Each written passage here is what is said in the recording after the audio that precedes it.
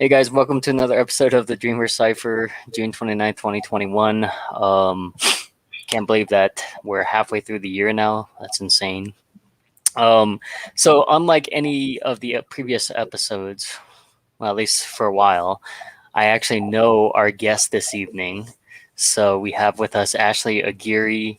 Scott should be joining us here any minute, but in the meantime, we'll just split this two ways versus three ways. So, Ashley, if you want to make an introduction and tell us a little bit about yourself.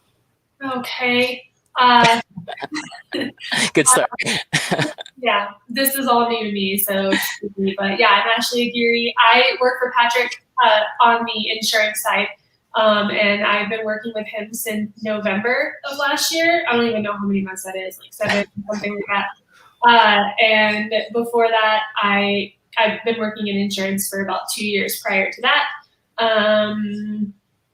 Not really a lot about me. I'm married. We've got 3 kids. Our son just turned 1 2 days ago. So, um, uh, just kind of still in the groove of having a young child. I, do work from home with both of my kids, so that's a fun adventure. My husband's in the military, and I do insurance. That's pretty much it. Okay, nice. Oh, whoa, what's going on here? Hold on. Getting all kinds of messed up displays here. All right, we're good. Sorry. Man, every time weird stuff happens with the tech. Was it you or somebody else that was telling me that like tech stuff around them just does not work? I think it was somebody else we had on here before. It was somebody else, but yeah, it's pretty much. Well, and I think Scott gets that too, oftentimes, because he freezes all the time. I don't know if you guys watched the episode where he froze at the right time. He was like making a fist, kind of like that, and just had a big old smile. And Patrick Massey and I basically had just started singing the "Never Ending Story" song because when he's like, "Yeah," like, and then we actually made it our profile picture for 24 hours as well. So. Yeah, but that's the best part about Scott is that he's sitting there and he would laugh at the whole thing and he'll roll with the punches. In fact, to follow up on that, Scott actually memed himself on TikTok by basically utilizing that picture to the Never Ending Story song, and he basically created a whole TikTok reacting to himself. And then at the very end, and the part where the octaves go really high and low, it's like that. Scott like belted it out on the TikTok. It's hilarious. So, welcome back. What's up? There we go. We got lighting. We've got smiling teeth. Everything. So, yeah, right. So I was telling Ashley the first time in a while that I actually know the guest who's on here this evening. Because we haven't had anyone in a while that I knew. You've done a great job of discovery and finding a lot of guests for us and connecting. In fact, Aaron Angel, we're supposed to connect on Thursday evening after work to grab a coffee. So we had some really great guests. I know we were connecting with what's his name from the Huddle. Oh, I know what you're talking about. I'm blanking. Oh my gosh, and Andrew. Yeah, Andrew Burkett. Yep. Yes, thank you. So, anyhow, how are you guys doing this evening? It's another beautiful Tuesday. Yes, yeah, that's my bad. Normally we do the Dreamer Cypher on Wednesdays, but you know what? I told Ashley today she was about it, so we're here on a Tuesday. So we're just breaking all kinds of molds because we're halfway through the year. So, guys, if you've never seen this segment or if ever seen this live, we have no idea what we're going to talk about coming into it. We just basically say this is raw, unfiltered, unscripted conversation with real conversations with real people. And so Ashley is not an AI is what we mean by that. But, as we kind of revamp for the second half of the year, and because we're in the middle of summer, a lot of different changes. But as you guys look back and reflect for the first half of 2021, COVID free, right? All the crap that we're able to now do that we couldn't do before because of restrictions, et cetera, et cetera. So tell me, what are some of the highlights for 2021 so far? What are some of the things that you've accomplished? What are some of the things that you're looking at for the second half of 2021? And ladies first. Well, bringing up, the whole COVID situation, 2021 so far has been really great for me because I'm really liking being able to kind of get more back to normal. As I'm happy with as far as close to normal as we've gotten, so far this year. Not having to wear a mask everywhere, vaccinated, just kind of being able to go out. For me, it's the bigger thing is just kind of not having to get on the internet and see if some place is open, or if you have to make an appointment, or whatever. We want to go, to the aquarium in Denver at the end of the month, and I know now that we can kind of just go. We don't have to try to make a reservation, see if they're going to be open, how many people at a time. We can just kind of go and do without having to be all extra planning about it. So I really like that. That's been really great for me mentally, I think. Oh yeah. Yeah. And just, like I said, my son just turned 1 a couple of days ago, and I don't want his life to start off being like scared of everything, stuck in the house, not being able to go places and do things. I want him to be normal. And so far it's panning out that way. And I'm really grateful for that. Yeah. Kind of reminds me of for a while I kind of had that thought of kind of like Carl from Walking Dead, where he didn't have his childhood and he was forced to grow up so early. And I kind of felt like if we had to go into another school year of kids where they were going back and forth and like e-learning and stuff like that, I'm like, I'm just going to teach this kid to shoot zombies. Like, that's why, So what about you, Scott? Honestly, I think taking in what 2020 brought, where it was the digital piece really forcing us to get in line with that, to expand. I think that really has opened up the doors with what we're doing now with taking the digital aspect and being able to connect with people regardless of where they're at. And I think it's opened up the doors where we're now comfortable to reach out. And because of the digital space that we have, is you're technically 1 or 2 people away from that connection that you're looking to make. It's a matter of getting out of your own way and asking. And so I think that's really opened up to speed up 2021, and with people that we're meeting and the connections that are being made. But ultimately, relationships, you can't really say, oh, I can't connect with this person because they live in another state. Digital's come into play where that has gone to the wayside, and there's no excuse not to build a relationship with somebody. And if you hear somebody asking for some help, you know how to get them connected. And there's multiple different ways. I know through the Something for Everything group, you've had people reached out from different states, and you've been able to help them with their request, with them looking for whatever that is. I know the young lady from last night that you've been talking to, and she's been searching and whatnot, and hearing her story. But think about, without social media, without the digital piece that we have, how often would you have been able to connect with somebody in that spot and help them move forward, or help them where you can? It's one of those things that if you really look, it's opened up where we're at the point now where there's nothing to hold us back from being able to help each other and really push forward a mission, a vision, whatever that is, and help other people attain their dreams and go after those dreams while we're working together as one big tribe. So I think it's really, 2021 has gone to the place where the playing field has really shrunk. And it's just opened up where there's no excuses anymore. It's just up on you as an individual of what you're going to do. Yeah, I mean, this digital world it's a double-edged sword, just like the internet, just like opinions, just like anything else, right? You can use it to accelerate at a massive and a really quick level. And most people think they want that until they realize that they're not prepared for it, right?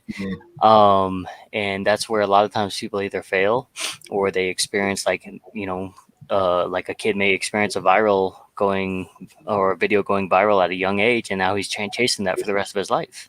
Yep. Right? And he may never get that again. Or maybe you have the Logan Paul route where you get hated on so early in your career that detracts you from really wanting to do the things that you truly want to do. You know what I mean? Because you had a setback or whatever. So who knows?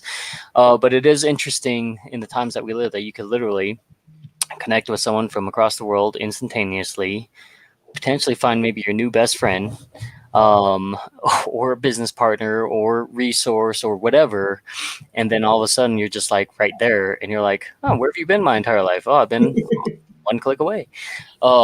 Versus before it's like, well, who do you know? Well, let me talk to so and so, let me get you in connection with them, here's their phone number, let me go through my Rolodex, right? Let me pull them out on speed dial.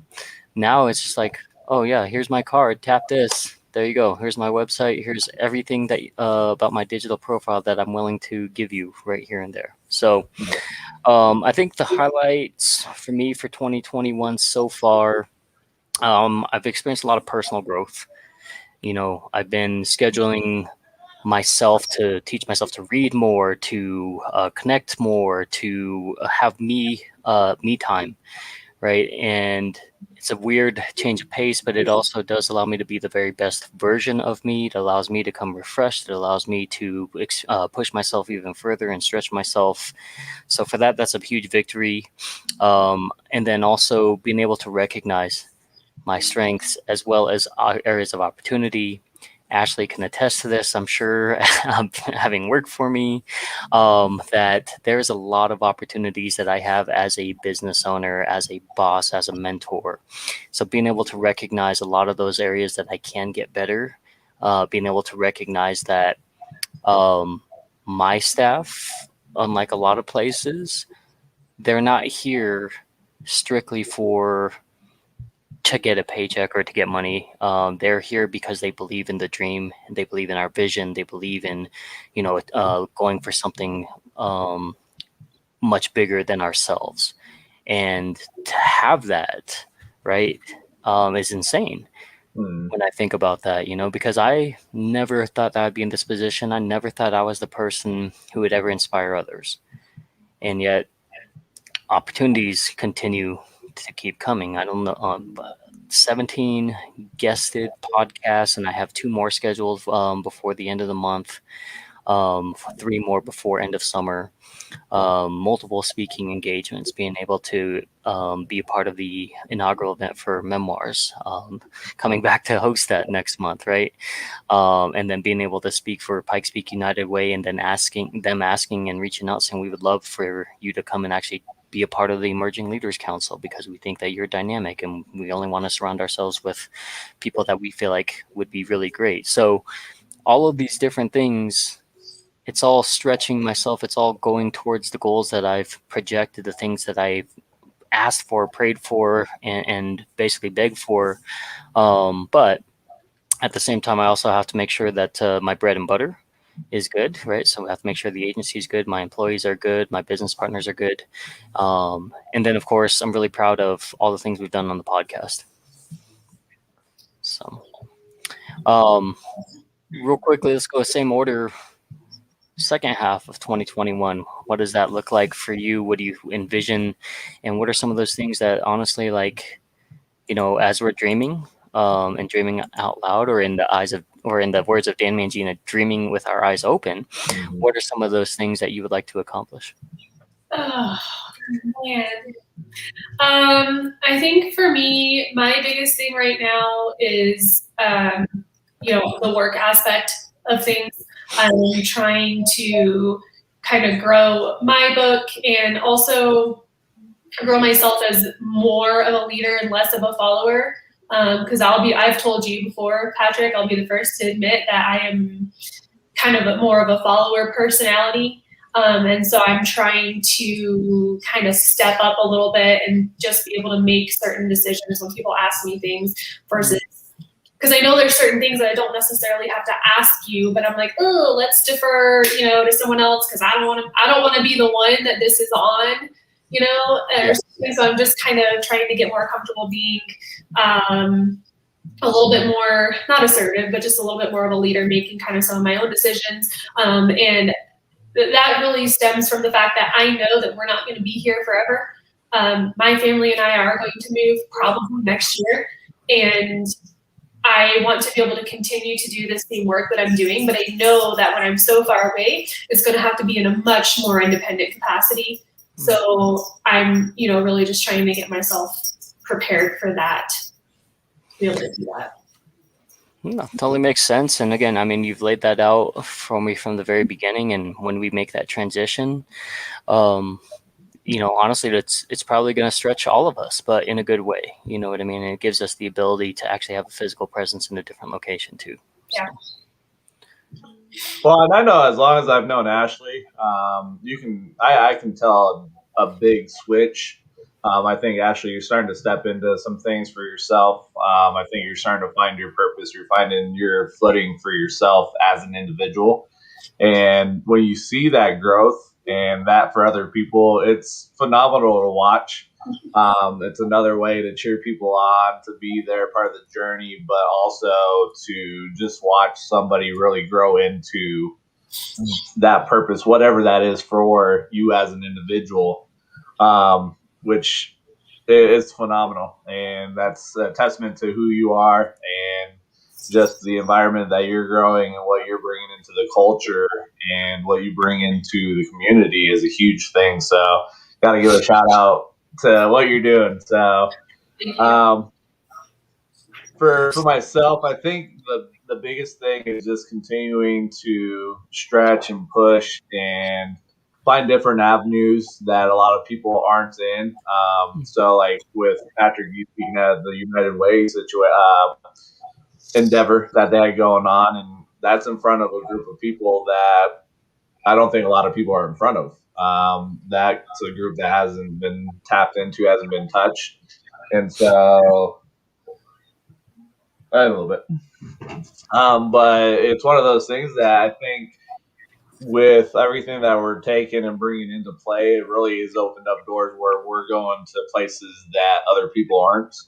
And it kind of plays into a testament to what you've done with building the agency, with being at places and opportunities that other agents aren't at or aren't taking advantage of.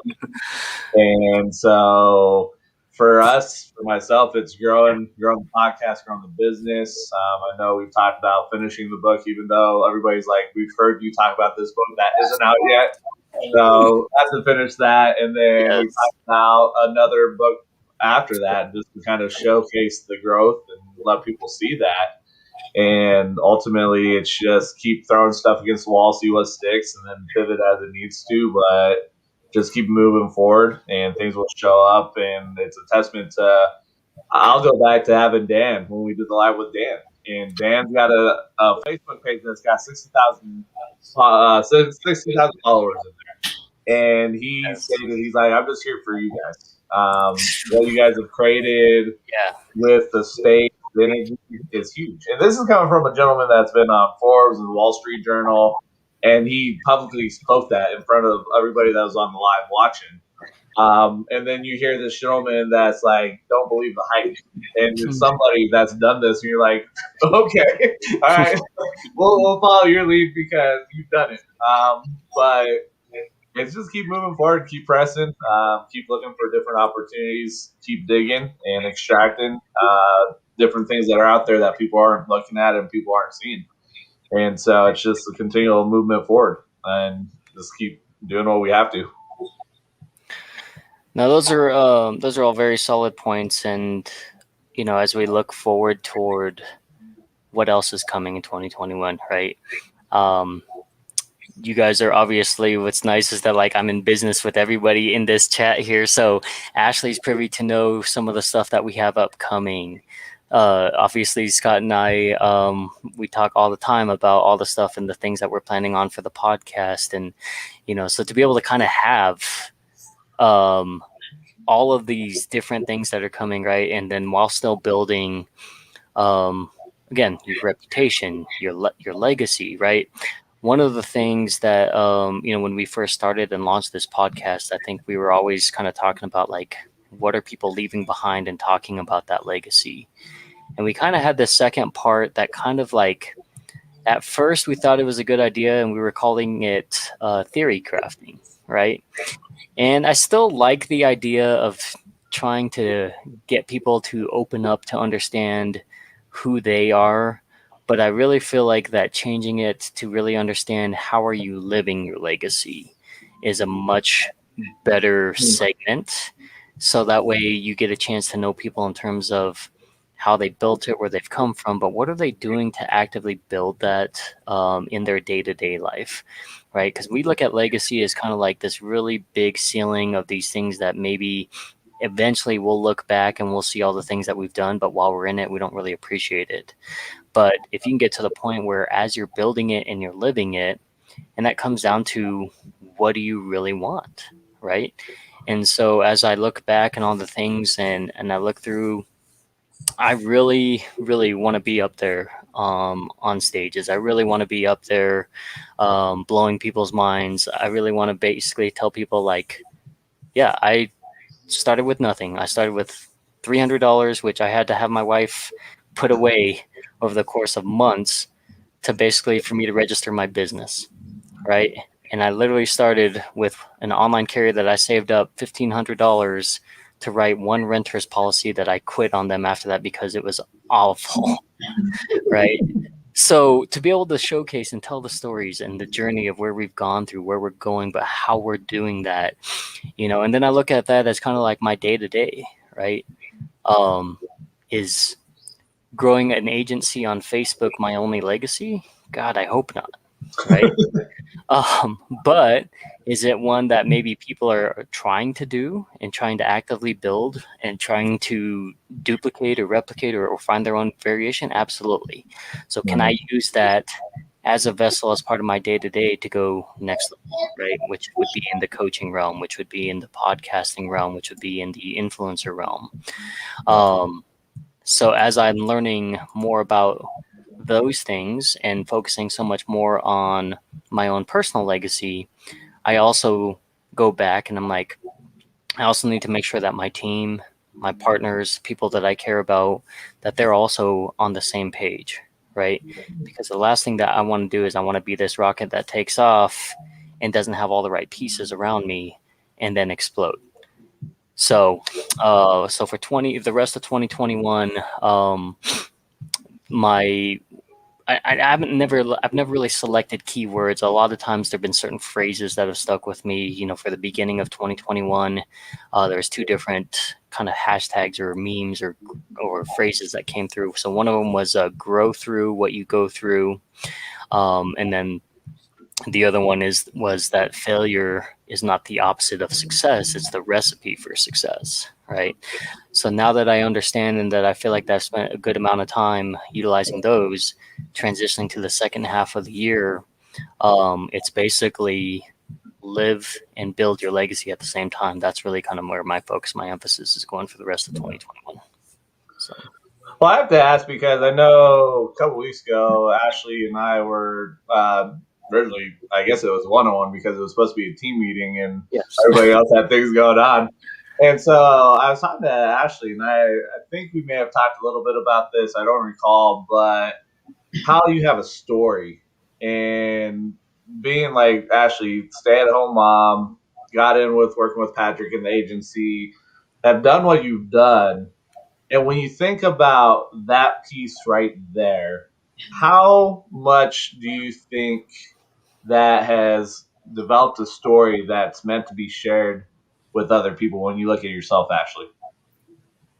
I didn't really think about it much until we talked about that a little bit, because I've told you, both of you guys and the whole team in the past, like I've got stories, I've got things that I've, done, but the most mundane, the most kind of simple thing is what you just said. I try to work from home all day, and both of my kids are under school age, so they're home all day with me. I don't have them in daycare.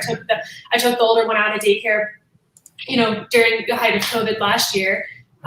And I never really did think about it much as far as something that, I mean, that's boring to me, but I mean, Patrick has a whole blog space on our website for me because I have so many funnies throughout the day, just having to do with, trying to work with kids, doing whatever they do in the background. And it is, I guess, relatable. I never really thought about that until you pointed it out. But I mean, I guess that's kind of like the going theme of 2020 and 2021 anyhow, is kind of shifting and having to work around those kinds of things. Well, and again, I mean, I see it day to day, right?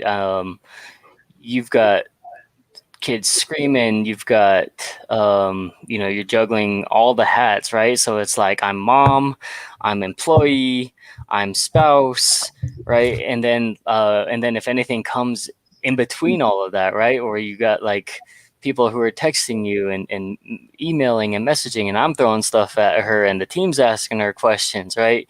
Honestly, like, this agency does not survive without her, because the mom in her shows up to be the mom for the agency. The Wonder Woman in her shows up in every aspect, and she can't break away from it, right? So if she's like, hey, I need to get this done, she's like, hey, look, where's the quietest place in the house? Got it. Right? But it doesn't matter. She shows up and she gets it done. She's like, oh, where's the home closing? What? It's 45 minutes away from my house. I'll be there. And she beats me there, right? And so again, like, she shows up every single day. We talk about all this all the time: persistence and consistency, right? And then being able to show up authentic, even when you're tired, even when you know that you've got stuff that needs to be done. She's like, oh, I'll come back and I'll work later. I'll come back and I'll do it tomorrow. I'll work a Saturday. How many people do you know that can sit there and say, I'm willing to give up my Saturday to be able to get work done? I'm willing to go back and do it after the kids are asleep. Her husband has to take her laptop away from her, right? And so I would be, if she were paid hourly, I would be the one where I'd be like, nope, you're at 15 minutes over 40 hours. You got to get out of here, right? I had to kick her out. But what's awesome is not only do you see the growth in terms of the things that she's doing, but you see the growth in her as a person, who she's becoming, what she's projecting, right? You see, I think we could probably go back to that live that we did as a team when back in last October, I believe, is when we connected with Gary and Dorinda.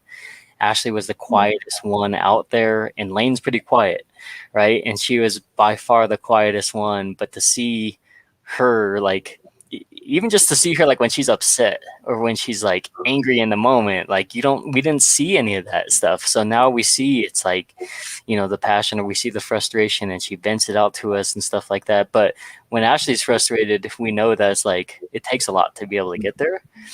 So anyway, I just thought that I would humble brag about you a little bit, just because again, I know what you bring every single day. So. The reason I brought that up with that question there, Ashley, is I've got something that I've shot over to Patrick, and it's a book I'm reading right now.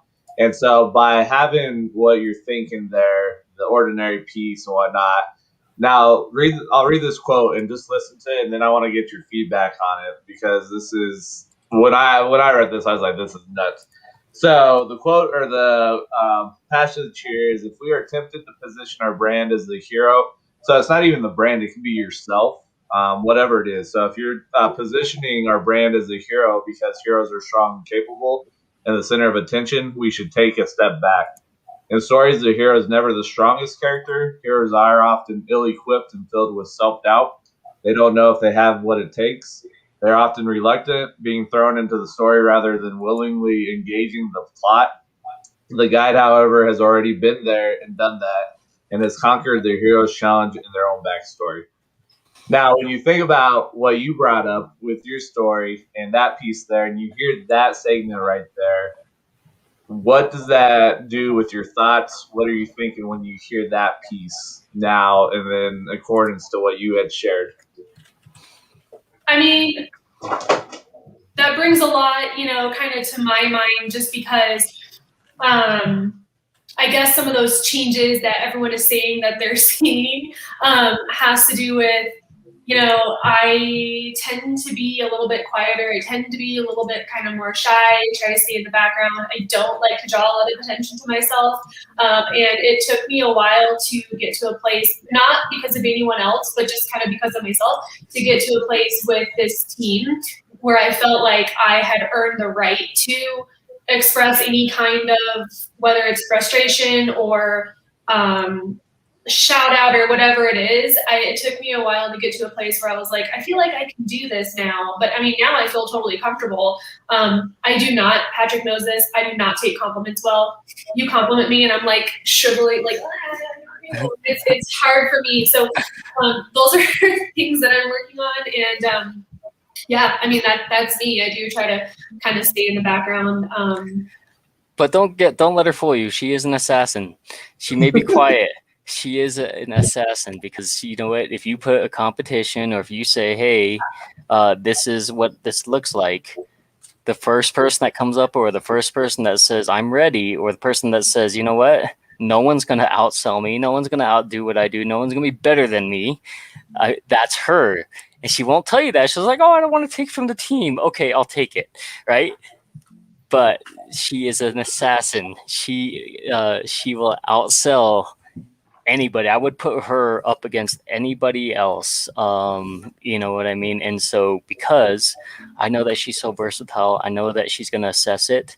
And that's how she's like the MacGyver when it comes to the insurance world. She'll figure it out, and then she'll go from there. So, Gina, good to see you, Gina. Gina says, I admire you, Ashley. Yeah, thank you, Gina. So, yeah, everybody needs an Aunt Gina in their life for sure. So we're thankful that we have Gina as part of the agency as well. So, Ashley, when you look at kind of some of the things in your own personal growth, like, where do you foresee that being able to implement, like, with your kids, and where do you see, like, maybe even some differences maybe you've noticed as a parent? I mean, I take a lot of cues from you as far as like what I want to implement with my kids. Just, you know, with you having, you know, Maddox so involved, you know, in meetings and stuff like that. Evelyn, my 5-year-old, is very aware of what I do. And she even sings little insurance jingles and stuff that she hears on the TV, things like that. So just, it's not even about necessarily teaching them the specifics of what I do, but just kind of more of, you got to show up every day. You've got to be, you know, responsible. You know, I do the work from home, but no one tells me you got to get up at, you know, you got to be there at 9 and clock out at 5 or whatever it is. So, you know, just making sure that I'm not just kind of sitting around all day being lazy or taking time away from the work to do other things for the kids, just kind of being able to juggle everything. She asks me all the time, what are you doing? Well, I'm working. Well, why are you working? Well, got to make money so I can buy all your crap. You know, just kind of teaching her that responsibility aspect. You have to show up and do the work, or nothing's going to come of it. So. Yeah, and I don't know if we've ever talked about that portion, Scott. Like, what I know that you've had your kids involved with your TikToks, and you know, you know, you've done some lives with them. And I remember that one of the first conversations, you know, was when you had basically talked about, you know, your daughter getting angry and kind of being a tipped over pot, right? And so I knew from that moment that the relationship that you have with the girls is pretty incredible. But on your entrepreneurial journey as a parent, as a father, you know, what are some of the things that you've noticed basically in your own personal growth and your own story and your relationship with them? For myself, really, it is a different dynamic. It's having the conversations with them and actually looking at them as a human and not having this power dynamic that I'm the parent, I know everything.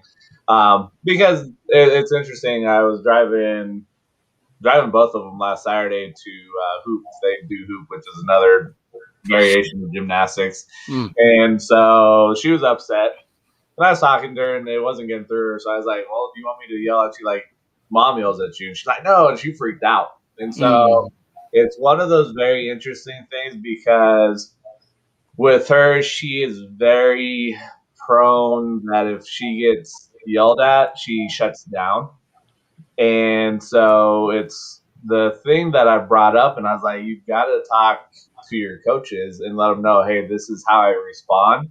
But it's interesting because as coaches, so I've coached flag football, so I've coached kids from 6 all the way up to 12. And so my way to interact with the kids when I'm coaching with them is I don't yell at them. I'll pull them to the side. I'll talk to them. We'll have fun because I'm like, if I yell at you, that's not going to do anything for you. It's going to end up throwing everything out of whack. And it's a very unique thing because this approach really came from Tony Gonzalez. I was listening to, I think, his podcast. And he had talked about, as a grown man, him getting yelled at by coaches. He's like, this just doesn't work for me.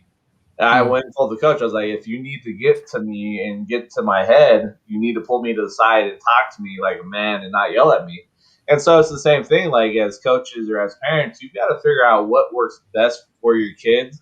I think a lot of times we grow up in a home dynamic and we're used to getting yelled at, or parents are yelling at their kids, and it doesn't do anything because kids, their brain are still developing. And so once they start shutting down and they have the freak out, it's hard for them to even have that clear mind and even recognize something's going on. So you got to pull them to the side. You've got to work with them, but kind of figure out how they are easily to be approachable, how it is when it comes to how they're spoken to. So I've talked to my oldest and said, hey, you need to let your coaches know I can't be yelled at because it doesn't work. Pull me to the side. But I don't think as coaches, because it goes to the whole company situation. You have a lot of these CEOs that will treat their employees the same way, even though everybody's different. So with coaches, a lot of coaches don't take the time to work on themselves and really do that deep dive to figure out how to interact with others. And I understand, like kids, sometimes you have a group of kids and it's like herding cats. They're all over the place. So it's a little more difficult. But this is the thing, though. Like, honestly, if you're showing up and you're figuring out how to interact with your athletes or your kids, it makes a world of difference. And so it's one of those things like when I've done something wrong, I'll actually go apologize to my daughter and say, hey, sorry I did this. I know it wasn't right. And then I'm like, if I've ever made you mad or if I've said something that made you mad, let me know. Because I want you to understand that you have a voice to voice how you're feeling and not getting shut down, because a lot of times kids will get shut down and then we get to the point where they're adults and it's hard for them to show that emotion, to speak up and have that verbalization because they grew up being shut down. And so for me, it's a different approach. I have an open conversation with my kids, and it may not be the right way for other people, but this is how it is because I want them to grow up in that. Because my oldest like we don't have these type of conversations with mom. I can't talk to her. And I was like, how does that make you feel? And she didn't really want to express it. I was like, all right, that's cool. But I want her to understand that if something's going on, she can come and talk to me, and there's not going to be this piece of I'm going to yell at you and make you shut down. I'm here for you to speak and have that open conversation, because with the world that we live in, crazy people and whatnot, something goes on, they're online. I want them to understand that it's not a fearful thing. Let me go talk to dad, and there's not going to be a fear factor that if I bring this up, they're not going to listen. So it's that approach, just really doing some different work and whatnot, but it's also really doing the deep dive through personal development and getting the learning curve cut down by listening to other people, podcasts, and everything under the umbrella for that piece. Well, Gina says you all are amazing parents, so thank you for the kind words, Gina. Again, I think everybody's just trying to figure it out as we go along the way. But we do want something different than what we had, and I think that's always been the goal for all parents, as you are well aware, I'm sure. So, I love the fact that you provide those options to be able to allow that communication piece, right? And I knew that from the very first time that we sat down for coffee. Feels like many moons ago, even though it's only been, a year and a half, really. But when I look back at kind of like when I was a parent at 21 versus now soon to be 37. God, that's crazy. Um, but when I look at that, right? I mean, I'd never held a baby before my first son, right? So to go from that, I never changed the diaper and all that stuff, and we had a great bond and all that stuff. But, like now that he's a teenager, it's different, right? But now I'm going back and I'm like, so when he's pissed off, when he's wants to have his own space, like, cool, you can have that. But then I still get that, like, hey, Dad, come play with me, right? From Maddox at his, because right now at this portion, I'm still cool. So hopefully that sticks for a while. But what I noticed is that, like, the first parent, right? And maybe Ashley can attest to this. The first parent's like, everything is so TLC. You're like, oh man, you're doing everything right. Like the baby never gets put down on the ground, nothing. On the second one, you're like, oh, that's okay. They're gonna fall. They're gonna pick themselves back up, right? And so a lot of that intensity of caring, it's still there, but it's more lax because you've been through it, right? It's the experience. And so as I'm looking back, I realized that maybe my oldest didn't get all of the best experiences because I was new, because I was young, because I didn't have money. I didn't have the ability to do all these things, right? And so on one hand, I'm like, well, that sucks for you, buddy, because we were all learning, right? Me, you, your mom, and we're still trying to figure it out, right? As a extended family, right? And then with my wife and our son, it's like, well, you know what? Take that back. Don't yell at my son, right? And again, Sharon's not crazy, but it's like, oh, I'm like, oh, the mommy, well, here, come to dad, right? Let's hang out, right? And she does it too, Not that we're playing against each other, but it's like we have that love, and we just like it comes at certain times, and then there's certain times I'm like, all right, son, we need to do this, or let's do this, or I want you to do this, right? And again, what I also learned is that they have their own personalities. They are who they are. I know that this kid is going to basically be the type of person where he either creates something completely new or he does something so much better than the next person, taking their idea and expanding on it. I knew that my oldest was going to be the kid that turns around and says, oh, if you dare me to do that, I will do it, right? And he told me the other day, he's like, I made like $25 off my friends from eating all random stuff. And I'm like, well, at least they're getting money from it. I always just assumed that you would do it for free, right? So to understand that these little human beings that we're kind of thrust in charge of for how many years, and really, I mean, it's just allowing them to grow and expand. And so, I don't know if you've ever done this yourself, but there's been times when it's like, I'll just kind of like yell things like "I love you," right, at my kids. So and then they're like, well, "I love you too," right? And we just basically have like these shouting matches, or you basically like we play with the different emotions, right? And I think a lot of that comes from like a writing and a poetry background. That you're told to practice saying things in the different emotions so that way you can truly understand them. And so I kind of take that to my sons, where I'm like, I want them to know that they can completely be themselves. I will be there to correct them. But if I don't have to bring out the Hulk dad voice, I don't want to. You know what I mean? And so simply just ask him, like, hey, do you want the Hulk dad to come out? And he's like, no, we're good, right? But there are certain times when you're just like, the Hulk has to come out. And again, but it's the reasoning behind it, right? So we come back and we just say, hey, Daddy got upset because of this. You also have to understand that you played a role in the reason, right? You were ignoring, you were doing this, you weren't giving the respect, whatever it is. And so by dialoguing that out, it allows for both of us to come to the table too and turn around and say, I'm sorry as well, right? We're both in the wrong. Two Yeah. wrongs won't make a right, and all those different things. So, again, does it happen like that all the time? Absolutely not. But in this household, we do not go to bed without fixing and straightening it out. And again, I don't know if, I mean, I feel like even that has kind of gone by the wayside in today's parenting society now. So, But I think it's also because that's the thing. So on the divorce pod, Miriam and I talked in the earlier episodes about love languages. And so it's unique because when you look at that, when you look at the love languages, when you know your love language, a lot of times we try to push that out on other people because that's how we receive love. So it's the same thing with your kids. Like, I had my oldest take, she went and took a quiz because I was like, I don't even know what it is. And so she did it and it came back, her top is words of affirmation. And then the last love language for her is physical touch. And so for me, mine is physical touch and quality time. And so that clashing of my top love language versus her non existent love language is so unique because she'll like, quit touching me, and she'll freak out.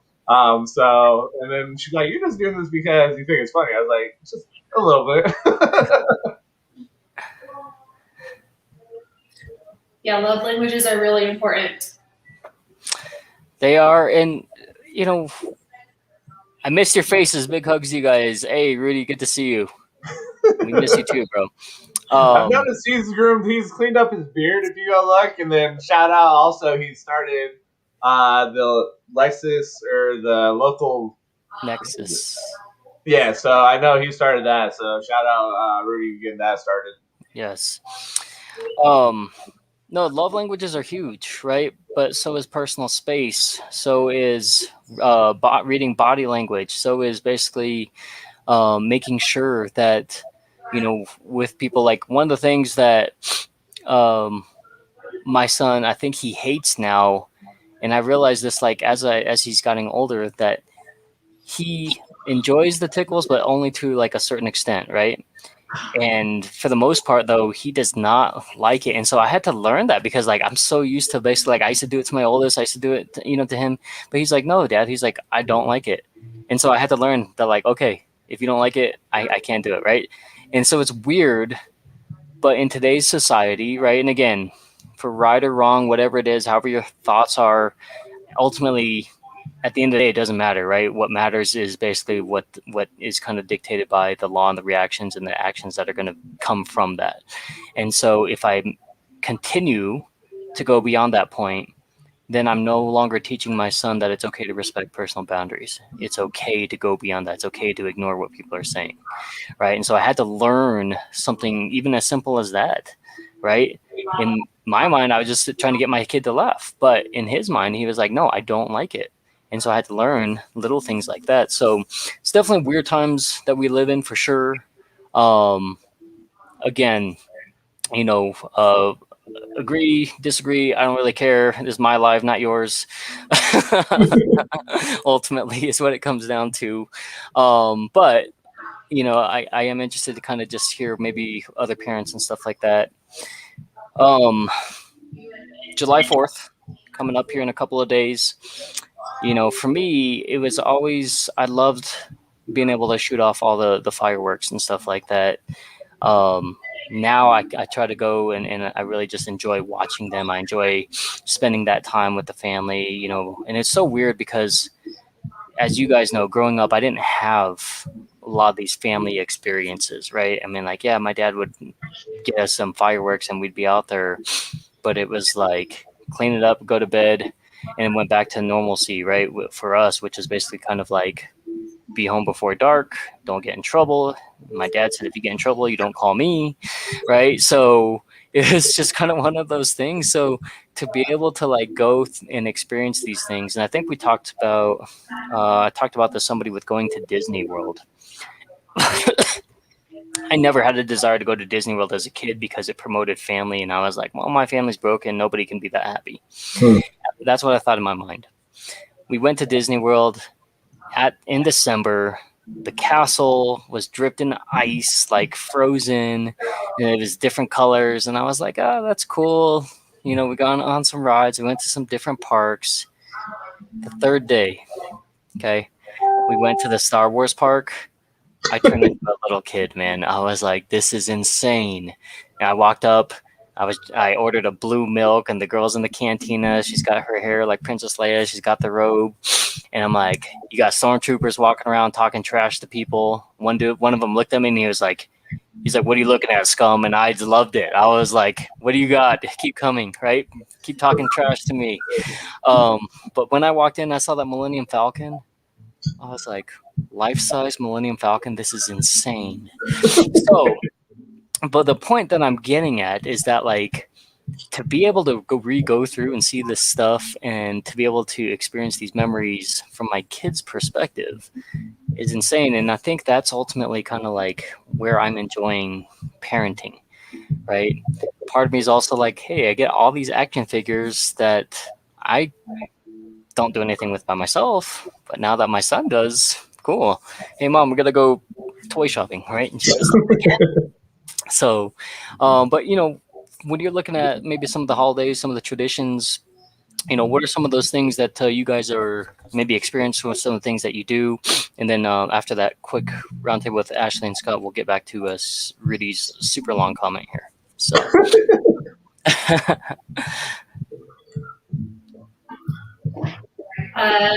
Traditions. Oh my gosh. You know, it's funny because I feel like we need to kind of be getting there a little bit faster, but my family is still in a place where we are establishing ourselves, you know, trying to get financially where we want to be, you know, and stuff like that, so that we can have, you know, some of these, I guess, maybe more elaborate traditions, like maybe going on summer vacation somewhere as a family every year or something. Right now we can't, you know, do that all the time. So, you know, as far as traditions go, the only time I really kind of have a thing, and my husband hates me around Christmas time, is that I am one of those parents that I go just stupid overboard at Christmas. As a kid, for me, I mean, my childhood was all over the place.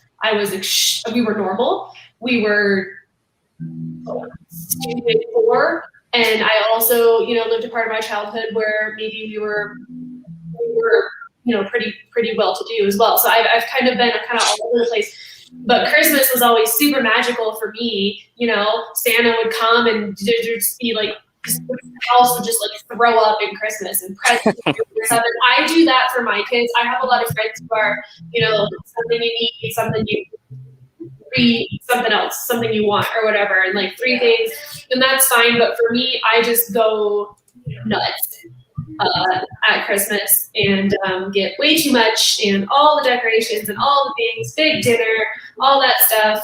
But everything else is pretty muted. You know, birthday, one present. I bought my son's present on his birthday this year. I was like, oh no, we gotta go to the store. So, yeah, you and Sharon will get along great. Maddox and his Sharon, and they will drown me out with Christmas music. And you guys know this. You know, give Thanksgiving its due. Okay, that's all I ask for. I'm not hating on Christmas like everybody says, but allow Thanksgiving to run its course up through the day at least.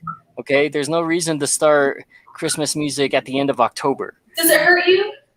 It hurts me because I have to listen to it. Is there Thanksgiving music that we can play? No? I'm gonna blast Adam Sandler all November. I'm just saying, a nice little wreath does not affect Thanksgiving dinner at all. Have a wreath.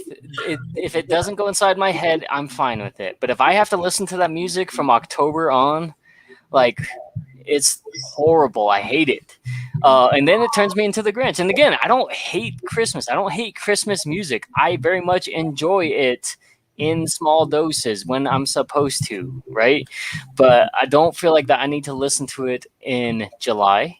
I don't need to listen to it in September. I don't need it even on my Spotify until December. But no, my wife thinks differently. My son thinks differently. So they love to put on the music. They love to sing the music just to piss me off. So I could give you till December 1st, but that's fine. That's all I ask. That's it. I'm fine. Yeah, if I'll even give you Black Friday, I don't care. I just don't want it on. Like I just don't want it before Thanksgiving gets its due.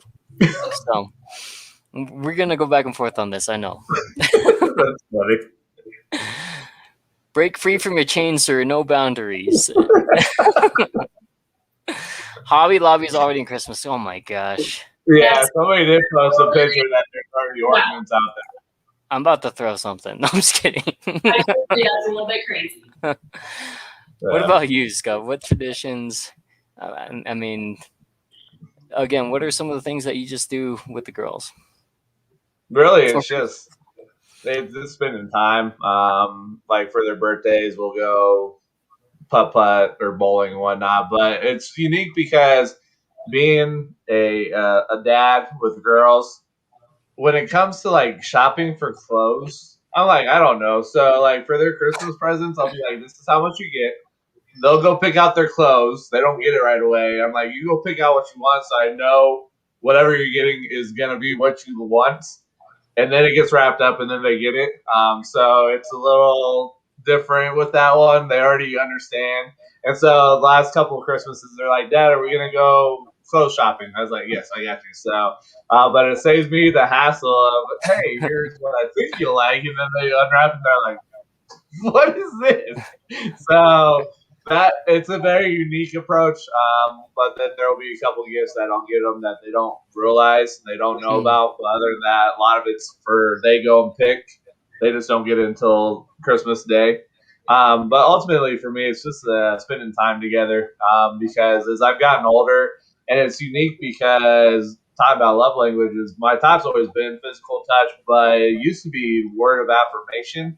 But that's flipped, and now it's quality time. And I think just through the journey that I've been on, the divorce and everything that's taken place, that's caused that flip to take place. So it's really just the quality time and being around each other is the biggest thing for me with the tradition. So what it is, it kind of just by the seat of our pants, by the flow of whatever's going on, here we go, throw it out, but it's just being together. Well, I'm going to tell you real quick, the whole being a dad to girls and not understanding the style, that's not your problem, because I took my 13-year-old shopping for clothes the other day, and I was like, what? So this is, you like this? Okay. So it's just an age thing. It's not a dad or a mom thing, I can tell you that. Yeah. Mm-hmm.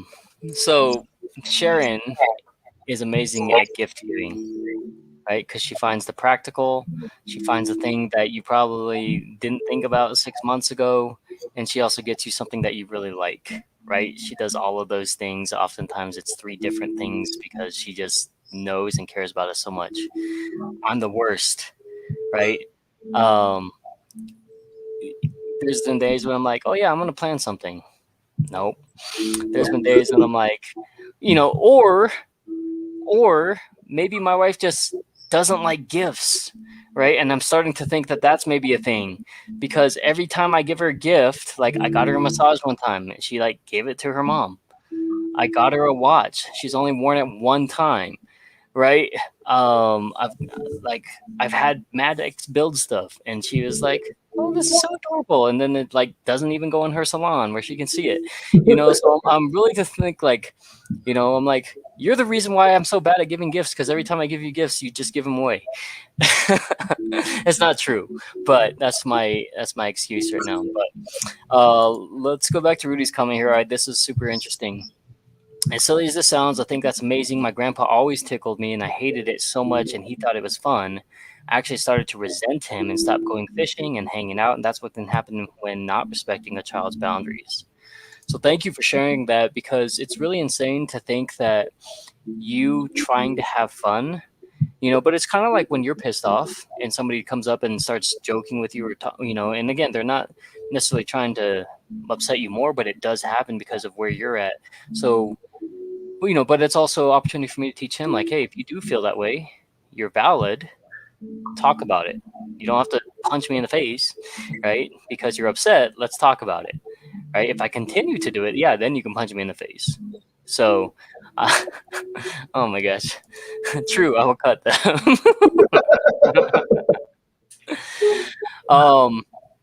It's so crazy. We've already been at this an hour. It's supposed to go 45 minutes. We're already at an hour. That's just what happens when we have this thing. So let's just do two couple of pieces. Let's do the thankful piece. Let's do the podcast, and then we'll end up with just kind of a round table. So Ashley, one of the things that that's big for me is always kind of that thankfulness piece. So is there anybody, anyone, anything at this point in time that you wanted to maybe publicly acknowledge? I know Soul's over there probably shaking her head, like pointing at herself, like, yeah, thankful for me. But no, if there's anything else or anything or anyone that you wanted to maybe publicly acknowledge, regardless if they see it or not. Oh man. I'm not pausing because there isn't anyone. I'm pausing because there's definitely a lot. Sure. I would say, honestly, right now, probably my grandfather, and he will not see this, but he got the whole entire family together recently for a family reunion. That's where I was on vacation. He paid for everything, the resort, everyone's plane tickets from all over the country. My sister and her family came from Alaska. I had, my whole family coming from Colorado. We were in the mountains in Georgia. He basically just kind of took care of everything to make sure that everyone could get together. And my family is literally spread out through the whole entire country. So I was able to, see people that I haven't seen in years, and I probably won't see again for years. And I mean like 5 to 10 years. So just being able to get together and, see people, especially my sisters who I'm the closest to. Like I said, one of them's in Alaska, one's in Georgia. We just don't get to do that very often, whether it's because of a distance thing or just everyone's busy. So for him to be able to get everyone on the same page in the same place at the same time and not have to worry about not being able to attend because you can't afford it or something like that, is really big, for me. I won't talk about what happened at the end of that trip. No, but that wasn't anyone's fault. Well, it wasn't my grandfather's fault. So anyhow, just, I'm really thankful for that because I really enjoy seeing my family, and I definitely don't get to very often. And with my family, my little family moving around as much as we do, we're far from everyone. Yeah. The only people I know here is Soul and then, you guys. So. Well, that's awesome. I mean, it's incredible and obviously meant that much for your grandfather to have everyone together as well. So how about you, Scotty B? Of course, I'm grateful for my family, my daughters, and even my ex-wife, just because the relationship there, it's not like this whole and whatnot, so it's good there. But right now, when I look at it with things that are taking place, I'm actually thankful for the inner circle that we're part of for the mastermind for podcasting. With Travis Brown and Billy Thorpe, and then the group of podcasters that's part of that group. Just really being able to take the education and shape it and take it from not just the podcast piece, but just implementing it into what we're doing within the business with our own personal lives and whatnot. So grateful for that and for the opportunity to go in there and invest in ourselves and just keep shaping and moving and grooving. Absolutely. Yeah. And man, we've learned so much from that mastermind group. Again, it was only 2 months ago that we decided to go really heavy on TikTok and Instagram and really just kind of learn to commit. And I think I fell off the wagon a little bit. I know I did on TikTok for sure. But you're carrying us with a strong presence on there, right? And learning all the different things. And so obviously, none of my success happens without the support of my wife, my family, and you guys know that she is incredible. She lifts me up. She pushes me up. She also kicks me down when I get too high. All the things that you need, right? She tells me, stay humble. But she's also my biggest supporter, and she's also the first one to say I'm proud of you. So shout out to her. But honestly, like in over this next, the things that we've been working on, my shout out goes to you, Scott, because you have put in so much work.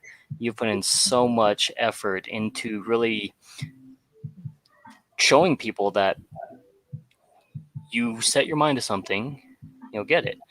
If you put yourself in position, that you'll reap the benefits, right? And it's a hard concept for so many people to really take the time to have that self growth to say, you know what, I can research on Google. I don't have to wait for somebody to tell me how to do something, but by doing so, that does allow me the opportunity to be able to get get there maybe faster. Dante, that guy, I think is on. What is up? Yeah, I missed that. I just saw it. So hopefully, Dante, if you're still in, good to see you. As recent guest that Scott had on here is incredible. 2 weeks ago, and that's shout out to Little B and his mom, Mama B, for that connection. But if you haven't seen that live, go check it out. Yeah, Really, incredible. what he's doing, jack of all these different artistry pieces. So shout out Dante, showing up big, doing some big things. So Yes. So sorry I missed that comment there, Dante. If hopefully you're still watching. But yeah, like as I look through at not only the growth that we've had together, but the individual growth that you've had, right? Um, and again, I love sharing this story. When I first met Scott, I was like, I think he's a nice guy, but I just don't know if he's authentic, right? Because I was like, everything I hear from him, he's quoting from these books. I was like, it's great stuff, but where's the authenticity behind it? Where does he live it? Whatever. But as you get to know Scott, you just realize that he shows up every day. He shows up for people in every single time. If there's an event, he's going to be there. If he can't be there, if he can't be there, it's because he truly can't. And so to be able to be immersed in that, to watch him show up for people, to watch him basically, even when he's drained and tired, show up on his lives, show up on his TikToks, show up on, he's like, hey, I got to get that done, right? Taking on all the editing for the audio stuff. And he's like, I know that's tough. I know he hates it, right? But he was like, it has to get done. And to be able to turn around and basically say, look, I don't know any other business partner that would turn around and be as lenient and be like, dude, I'm doing all the editing. You should be on Instagram, right? Instead, he's like, hey, he's like, if you can show up, show up. If not, I got this, right? And at the same time, he's like, hey, can you do this? And so to be able to just bounce that off, right? Ashley's very much the same way. I turn around and say, hey, I'm out. Can you do this? Sorry, I got it, right? And so it's amazing that you guys show up for me. And if I don't tell you thank you, or if you don't know how appreciative I am, like, I am damn appreciative. Like, it's so crazy because I know that these things do not work with all the different, without the moving parts, right? So it's kind of like a board of chess. We all have our roles. We all have our strengths and weaknesses. We all can move in certain directions, and we can only attack certain ways. And so I think of every single piece being super integral, super strategic, and basically gives us the opportunity to really figure out kind of where we need to go. With that being said, let's get into podcasts or pod decks, rather. Sorry, again. And again, another shout out to Travis Brown. This has been such an incredible tool for us. If you are thinking of streaming podcasting, pod decks is a great tool. It allows you to get to know your guests, your audience. Live streamers can utilize this, to get to know their audience better. So, yep. So first one we have is this or that. So I think we've done this deck one time. So this or that, stuffed mushrooms or stuffed jalapenos, and why? ooh, that's a good choice. I like both. I'm gonna go with stuffed jalapenos, bacon wrapped with cream cheese. I mean, yeah, does life really get much better than that in that moment? I don't know. For me, maybe not. But with stuffed mushrooms, I've had bad ones and good ones. So, but I don't think I've ever had maybe a bad stuffed jalapeno. So, Oh man, I'm in the same boat. I like them both, but I'm gonna say mushrooms because First of all, I know a lot of people are going to be grossed out by that one. These may be your last words, Rudy says. See? But no, I think I'm going to say that because it's nostalgia for me. My mom used to make them when I was a kid. She never made stuffed jalapenos, but she made stuffed mushrooms. So good memories. Yeah. Nice.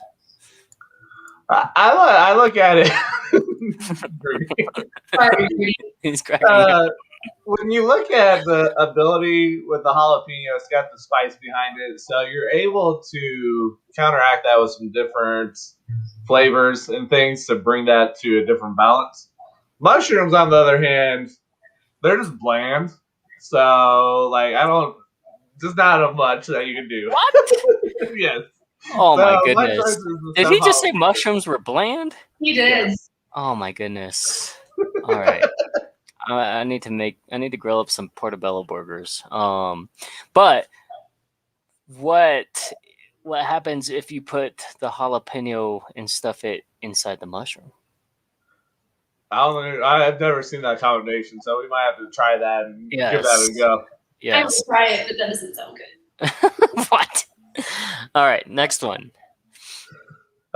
People, person, or animal lover, and why? Oof. I don't like this deck already. It makes me have to choose between my loves.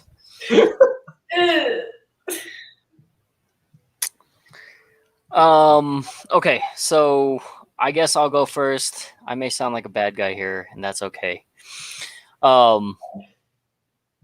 Oftentimes I do not enjoy other people's kids or pets.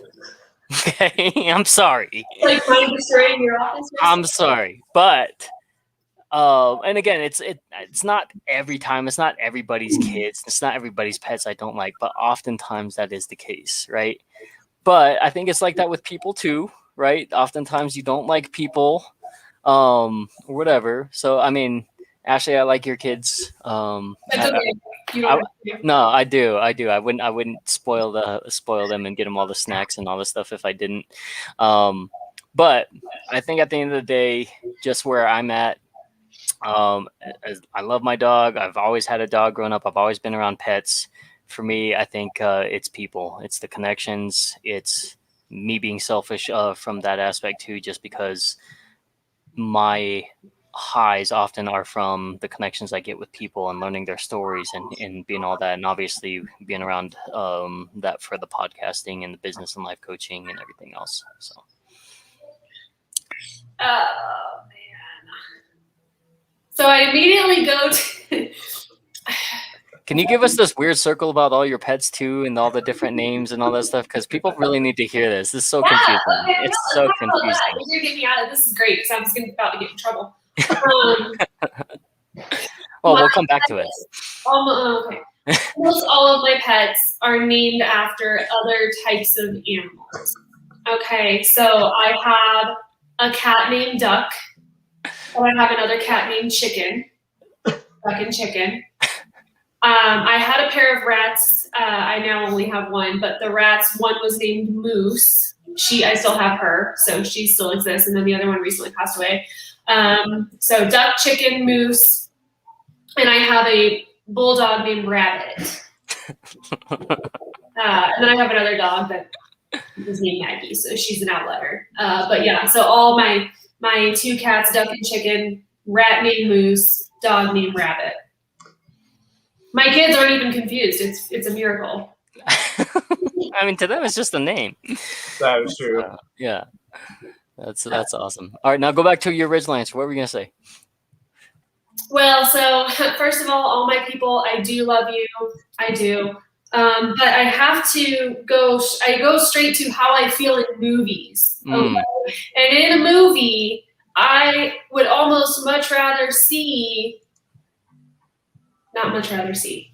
I get more upset when animals die than when people die in movies. You and Sharon are so alike. Okay? Like Yeah, that little it's beagle, crazy. whatchamacallit, like, or, riding a horse over a cliff. Like, you jump over the cliff yourself. Don't take the horse. So I feel like I have to say animals, but I do love my people, so. Have you seen the movie Hachiko? I don't know. It's with Richard Gere in Living Me. in the Dog, and after he dies, the dog shows up to the train station every single day, still for 12 years, waiting for him. See, I can't. Yeah, you need to watch it, Feeling. and then you can go bawl your eyes out like Sharon did. She literally soaked through my entire sweatshirt. It was awful. Oh, Yeah.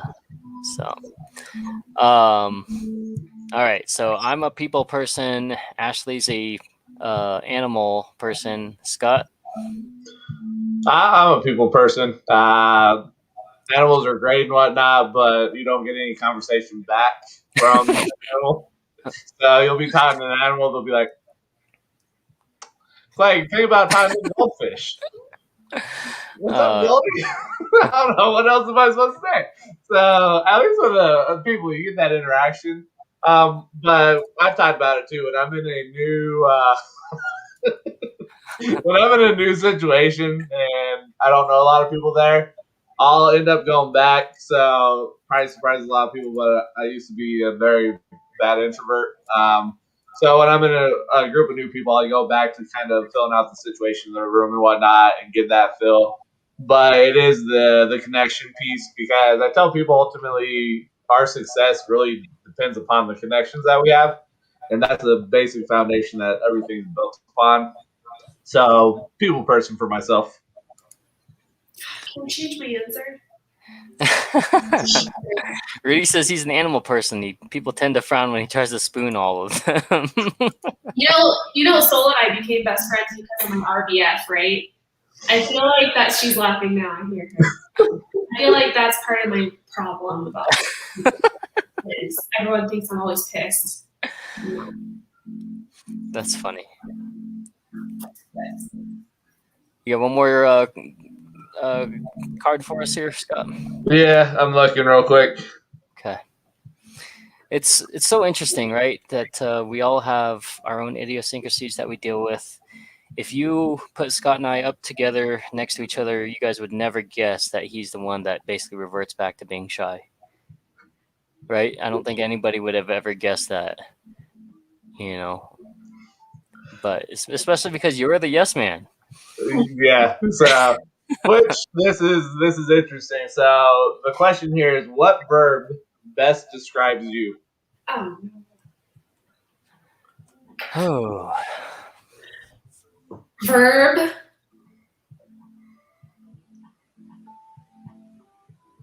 Can I ask Soul? Oh no! Me? You can ask Soul for her own answer.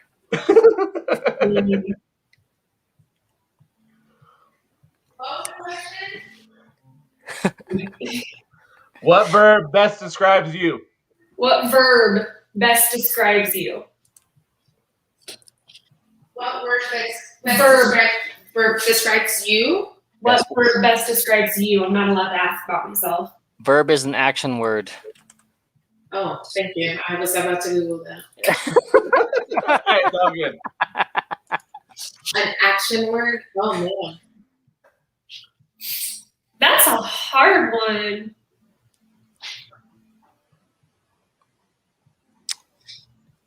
I don't know, Ashley. What verb describes me? What is this? That's a terrible. All right. Some examples. Yeah, please. I am going to go with compassionate, because I feel like where I'm at, I've always wanted to be able to help people on a larger scale, but in order to be able to do that, I needed to have funds, I needed to have resources, and I'm now getting to the point where I have connections. I have the people who want to do those things. I have a tribe that supports the things that I do, that show up, and again, maybe I don't get everybody all at the same exact time, and that's okay. Right. But I get the people who show up when I need them to, and the people I need to connect with in those moments that I need them to. And so for me, that also extends out and allows me to be more passionate, allows me to take on people I want to mentor, allows me to take on and spread a lot of the things that we've already done into other areas and teach other people the same thing. So really allows me to just have that compassion to be able to go back to helping where I want to. They're researching right now. Ashley and Skull. Well, no, okay, so verb, I'll probably turn it more into an adjective, but I would say like plan. Like I'm a planner. Mm. I mean, Patrick knows this. I have to know all the details. I have to know what's going. I don't want surprises. No, just because I have a doesn't mean I know how to shape it. I don't.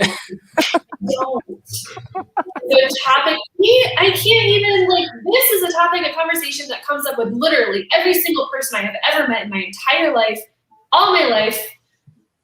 I don't know how to shake my booty, but anyhow.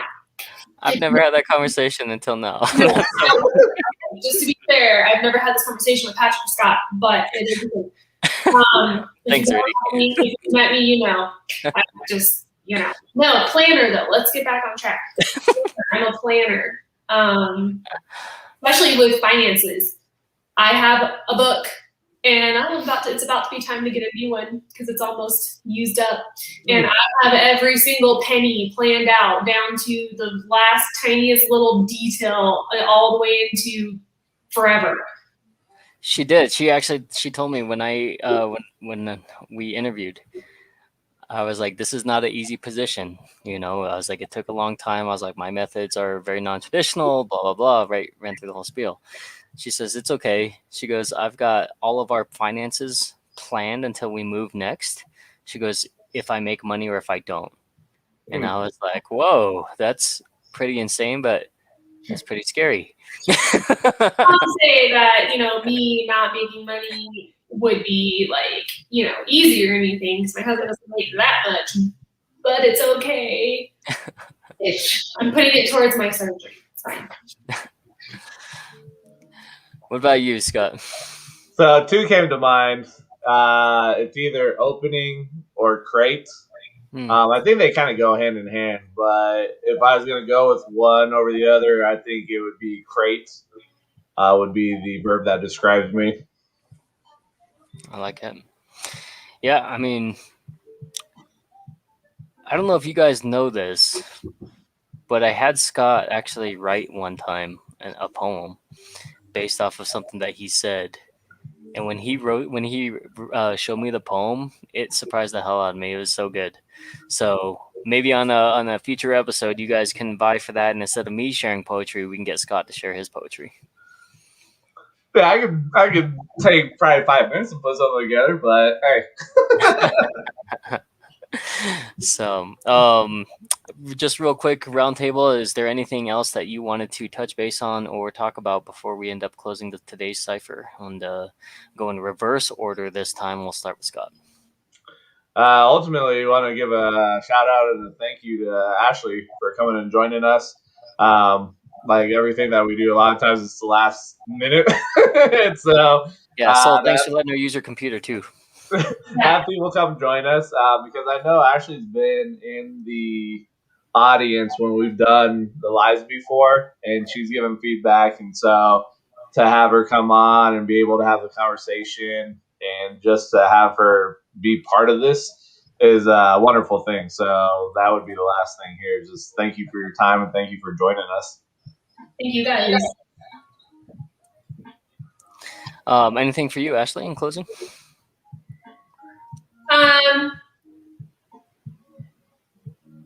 I just really appreciate being here. I think it's fun. I love to talk. Got some stuff to say. If you're a client of mine, I might have wrote your policy on the toilet, so for another day. We'll let you know when we blog about that. I know for it. I got lots to say about that. Again, just thank you guys for your time. Thank you for people in the chat, people who have seen this, people who are watching this. This past couple of weeks have been really crazy in terms of volume, in terms of deadlines, in terms of time blocking, and a lot of challenges, a lot of growth. The next couple of months here are going to be pretty insane because I've got training, I've got to get continuing education, I've got licensing to complete and all these different things, but for all the better good of things. So again, I highly encourage you guys if you're maybe struggling with your growth mindset, if you are maybe somebody who's on the cusp of entrepreneurship or a side hustle or a podcast, whatever it is, I mean, you have two excellent resources right here of people who would be able to help you. I myself am a resource as well to be able to have somebody in your corner as support. So again, thank you guys for tuning into the Dreamer Cypher. Be good to yourselves, be good to each other, and we'll catch you guys next week. Take care. Later.